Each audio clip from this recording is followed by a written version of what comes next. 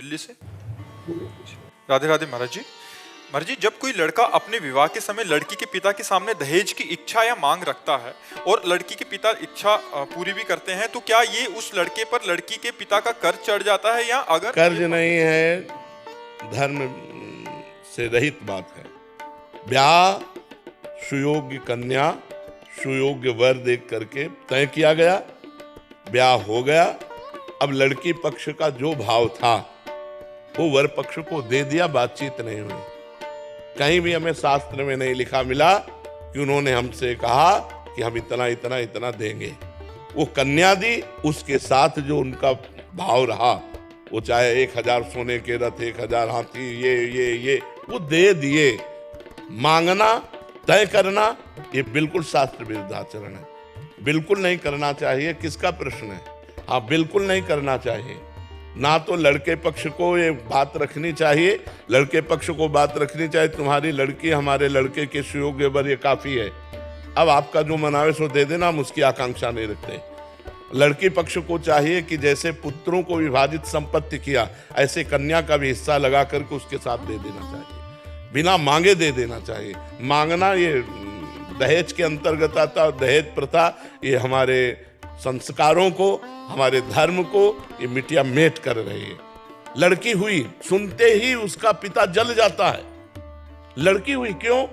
क्योंकि अब दहेज देना पड़ेगा।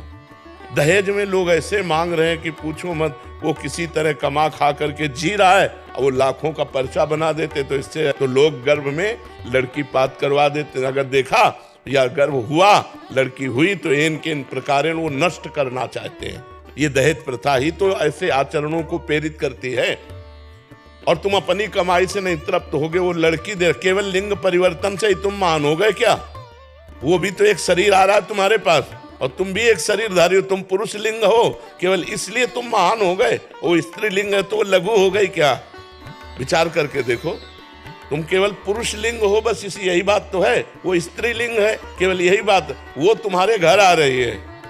ब्याह का तो मतलब है कि जो पान फूल बने वो हम आपके चरणों में समर्पित करते हैं, अपनी बेटी समर्पित करते हैं, आप आनंद से गले लगा करके उनको विदा किया, ये बात रही।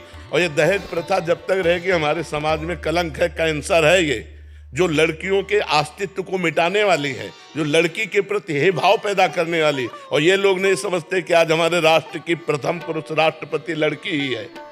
और आज बॉर्डर में सेना के साथ जोड़ पे जोड़ कंधा मिलाए लड़कियां खड़ी हैं। लड़कियां कोई साधारण समझते हो, दैवी शक्ति है। तो लड़कियों को क्या समझ रखा है? केवल स्त्रीलिंग होने के कारण वो इतना घट गई कि तुम्हें रुपया भी दे और लड़की भी दे। सुशील, सज्जन, शांत, परम पवित्र परिवार कोई लेने के लिए लड़की तैयार नहीं, तैयार है रुपया लेने के लिए। 10 लाख फलदान में दीजिए, इतने परीक्षा में दीजिए, इतने ब्याह में दीजिए। किसान आदमी 10 लाख कहाँ से देगा? किसान आदमी को जीना मुश्किल होता है, उसकी सिंचाई, उसकी मल, बहुत कोई 100-200 बीघा का जमींदार हो तो बात अलग है। 10-10 बीघा जमीन है, उसी से पूरे परिवार का पोषण होता है। कुछ चंद रुपए बचे, वो स्कूल आदि की पढ़ाई, कपड़ा लत्ता, इसमें खर्चा होता है। अरे बड़े खर्चा गृहस्थी में होते हैं। तो ब्याह का मतलब खूब बढ़िया खवा पिया दिया, जो रूखा सूखा है वो तुम्हें दे दिया, और बिटिया लो और कमाओ खाओ जाके। अब ये जो दोहन किया होती है दहेज में, ये बिल्कुल निषिद्ध है। हमें लगता है न देना चाहिए न लेना चाहिए, दोनों के विरुद्ध में बात रखनी चाहिए। न देना चाहिए न लेना चाहिए।